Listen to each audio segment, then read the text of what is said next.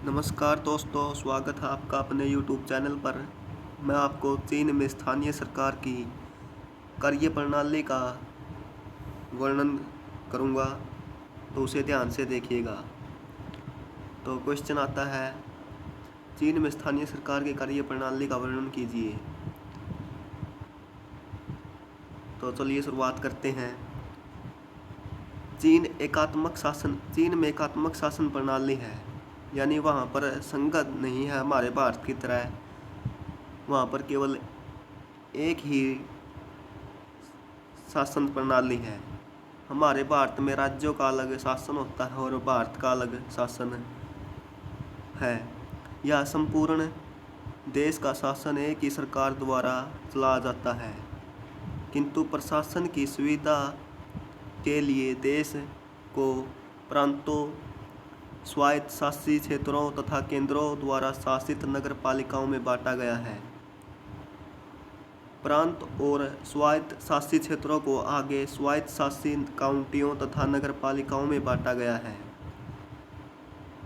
जो प्रांत हैं, प्रशासन जो चीन का प्रशासन है, उसकी सुविधा के लिए देश को प्रांतों, स्वायत्त शासित क्षेत्रों तथा केंद्र द्वारा शासित नगर पालिकाओं में बांटा गया है और इन प्रांतों को और स्वायत्त शासित क्षेत्रों को आगे स्वायत्त शासित काउंटियों तथा नगर पालिकाओं में बांटा गया है। काउंटियों को हाशियांग तथा केंद्र शासित प्रदेश नगर पालिकाओं और अन्य नगर पालिकाओं को जिलों में बांटा गया है। जो काउंटियाँ हैं को हाशियांग तथा केंद्र शासित नगर पालिकाओं और अन्य नगर पालिकाओं को किन में बांटा गया है? जिलों में।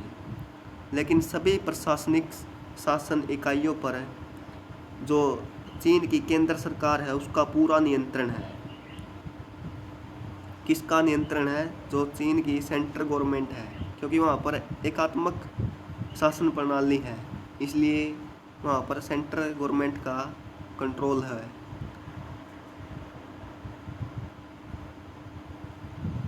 चीन में स्थानीय शासन के लिए स्थानीय जन कांग्रेसों व स्थानीय जन परिषदों, कम्यूनों और अल्पसंख्यक परिषदों का गठन किया गया है। जो चीन में स्थानीय शासन को चलाती है ना, वो स्थानीय जन कांग्रेस, स्थानीय जन परिषद और कम्यूनों और अल्पसंख्यक परिषदों का गठन किया गया है स्थानीय शासन को चलाने के लिए। आगे इनका हम संक्षिप्त वर्णन करेंगे। जो स्थानीय जन कांग्रेस है, इसके बारे में स्थानीय शासन में प्रत्येक स्तर पर स्थानीय जन कांग्रेस की स्थापना की गई है। चीन में ये कांग्रेस नीचे से ऊपर तक है। जो स्थानीय जन कांग्रेस है, यह नीचे से ऊपर तक है और सबसे ऊपर राष्ट्रीय जन कांग्रेस है। निम्न स्तर पर जन कांग्रेस के प्रतिनिधियों को जनता चुनती है। जो नीचे वाले स्तर है उन पर जन कांग्रेस के प्रतिनिधियों को, जो वहाँ के प्रतिनिधि हैं, उनको जनता चुनती है। इनका चुनाव 2 वर्ष के लिए किया जाता है। नीचे की जन कांग्रेस ऊपर की जन कांग्रेस के प्रतिनिधियों को चुनती है। जो नीचे वाले स्तर के प्रतिनिधि उनको जनता चुनती है और जो नीचे वाले जन कांग्रेस है वह ऊपर वाले जन कांग्रेस के प्रतिनिधियों को चुनती है और ऊपर की जन कांग्रेस नीचे की जन कांग्रेस पर अपना नियंत्रण रखती है। और जो नीचे की जन कांग्रेस है, जिसको जो ऊपर वाली कांग्रेस को चुनती है और ऊपर वाली जन कांग्रेस नीचे वाली जन कांग्रेस पर अपना नियंत्रण रखती है। स्थानीय जन कांग्रेस के सदस्यों की संख्या क्षेत्र की जनसंख्या के आधार पर निर्धारित की जाती है। अब स्थानीय जन कांग्रेस की शक्तियाँ व कार्य। जो स्थानीय जन कांग्रेस की शक्तियाँ व कार्य क्या क्या है, अभी इसके बारे में पढ़ेंगे। जो स्थानीय जन कांग्रेस है, यह अपने क्षेत्र में केंद्र सरकार के कानूनों की अनुपालना करवाती है। इसके लिए उसे आज्ञा पत्र जारी करने का अधिकार है। आज्ञा पत्र। जो स्थानीय जन कांग्रेस है, इस अपने क्षेत्र में केंद्र सरकार के कानूनों को मनवाती है और उसके लिए आज्ञा पत्र जारी करने का अधिकार है उसे। नेक्स्ट है, यह अपने क्षेत्र की कार्यपालिका होती है। जो स्थानीय जन कांग्रेस है, यह अपने क्षेत्र की कार्यपालिका होती है। यह अपने क्षेत्र में सांस्कृतिक व सार्वजनिक कार्यों की देखभाल करती है। यह अपने क्षेत्र में अल्पसंख्यकों के अधिकारों की रक्षा करती है। यह अपने से ऊपर के स्तर की जन कांग्रेस के प्रतिनिधियों का चुनाव करती है।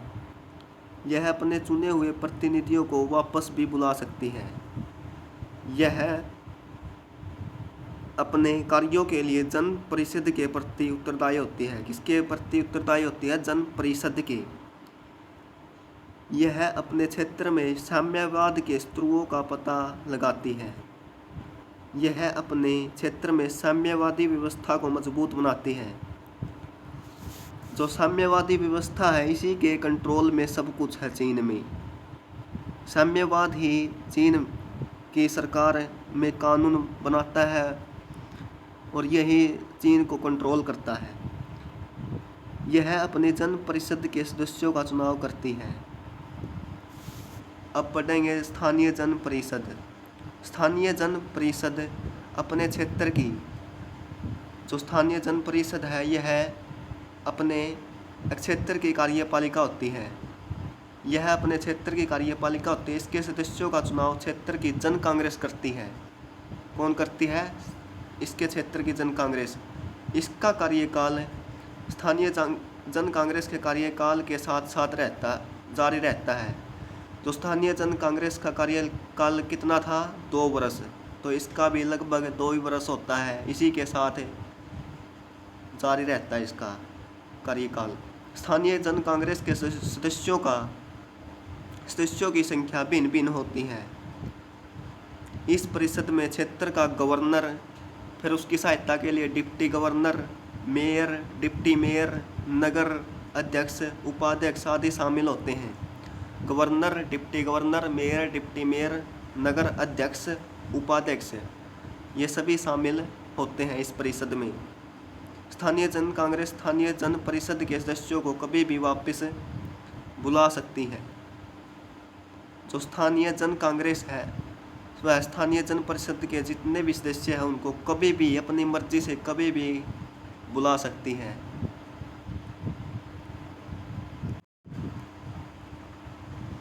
अब स्थानीय जन परिषद की शक्तियों व कार्यों के बारे में पढ़ लेते हैं दोस्तों।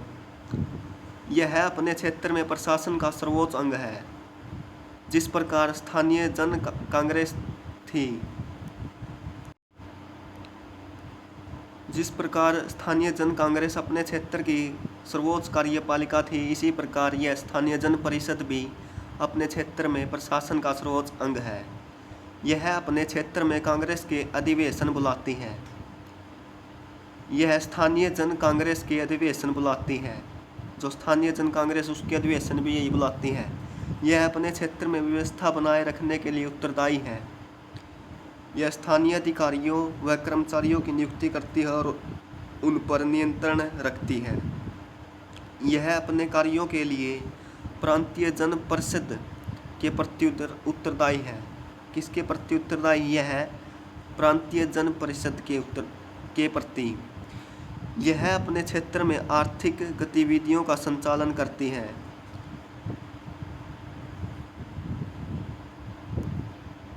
यह स्थानीय जन कांग्रेस के गलत कार्यों को रद्द कर सकती है। यह स्थानीय जन कांग्रेस में विधेयकों को रखती व पारित कराती है। जो कांग्रेस में विधेयकों, स्थानीय जन कांग्रेस में विधेयकों को रखती है और पारित करवाती है। यह अपने क्षेत्र का प्रशासन चलाती है। यह अपने क्षेत्र में आवश्यक निर्देश जारी कर सकती है। चीन में कम्यून प्रणाली, कम्यून सिस्टम इन चाइना।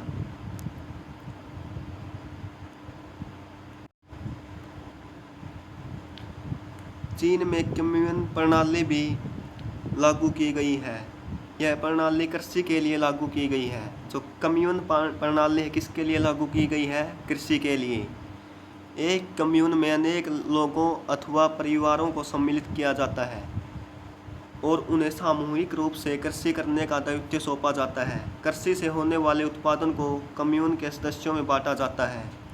चीन की इस प्रणाली से कृषि की उत्पादकता में बहुत विकसित हुई है। जो कृषि बहुत विकसित हुई है, चीन में इनकी संख्या बहुत अधिक है। तो वहाँ पर सामूहिक रूप से कृषि करते हैं दोस्तों। अनेक लोग मिलकर या परिवारों को सम्मिलित किया जाता है, वहाँ पर सामूहिक रूप से खेती करते हैं। वहाँ पर अल्पसंख्यकों की स्वशासन प्रणाली। नेक्स्ट है अल्पसंख्यकों की स्वशासन प्रणाली। चीन में विभिन्न राष्ट्रीयताओं के लोग रहते हैं, जिनमें 90% लोग हान राष्ट्रीयता के हैं। यहाँ हान राष्ट्रीयता को छोड़कर अन्य सभी राष्ट्रीयताओं के लोग अल्पसंख्यक हैं। चीन के संविधान में सभी राष्ट्रीयताओं को समानता प्रदान की गई है। सभी राष्ट्रीयताओं के लोगों को अपनी भाषा, धर्म, परंपराएं आदि का सुरक्षित रखने का अधिकार है। चीनी संविधान के अंतर्गत अल्पसंख्यक समुदायों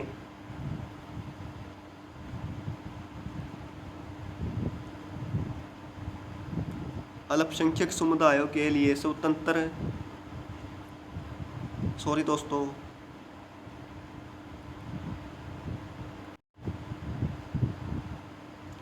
अल्पसंख्यक समुदायों के लिए स्वतंत्र और स्वायत्त क्षेत्र निर्धारित किए गए हैं। जो इनके लिए क्या क्या स्वतंत्रता है वो यहाँ पर लिखी गई है। वे क्षेत्र जिनमें एक ही अल्पसंख्यक समुदाय के लोग रहते हैं। वे क्षेत्र जिनमें अनेक अल्पसंख्यक समुदायों के लोग रहते हैं। यहाँ पर ये स्वतंत्र और स्वायत्त अपनी मर्जी से क्षेत्र निर्धारित किए गए हैं। इनमें संविधान के लिए इनकी सीटें प्रदान की गई हैं। वे क्षेत्र जिनमें एक अल्पसंख्यक समुदाय का बहुमत है, किंतु उनमें अन्य समुदाय के अल्पसंख्यक भी रहते हैं। चीन में इन क्षेत्रों को स्वायत्त शासित क्षेत्र बनाया गया है। यहाँ स्थानीय अल्पसंख्यकों को अपना स्वशासन चलाने का अधिकार है। इस प्रकार चीन में अनोखे प्रकार की स्थानीय शासन प्रणाली प्रचलित है। यह देखने में लोकतांत्रिक है, किंतु यह व्यवहार में केंद्रीकृत है।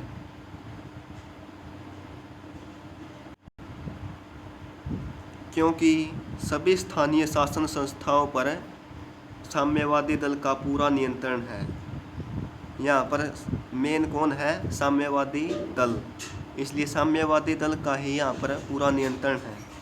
अब मैं आपसे कुछ क्वेश्चन पूछूंगा, आप उन क्वेश्चनों के आंसर कमेंट बॉक्स में ज़रूर दीजिएगा दोस्तों। चीन में सबसे ज़्यादा किस राष्ट्रीयता के लोग रहते हैं? पहला क्वेश्चन है, चीन में सबसे ज़्यादा किस राष्ट्रीयताओं के लोग रहते हैं? दूसरा क्वेश्चन है, चीन में कम्यून प्रणाली किसके लिए लागू की गई है? कम्यून प्रणाली। और तीसरा क्वेश्चन है, जो चीन में राष्ट्रीय जन कांग्रेस का सदस्यों का कार्यकाल कितना है? चीन में राष्ट्रीय जन कांग्रेस के सदस्यों का कार्यकाल या राष्ट्रीय जन कांग्रेस का कार्यकाल कितना है? इन क्वेश्चनों का आंसर ज़रूर दीजिएगा दोस्तों। धन्यवाद दोस्तों। वीडियो पसंद आए तो लाइक करें, शेयर करें और चैनल को सब्सक्राइब करें। धन्यवाद दोस्तों।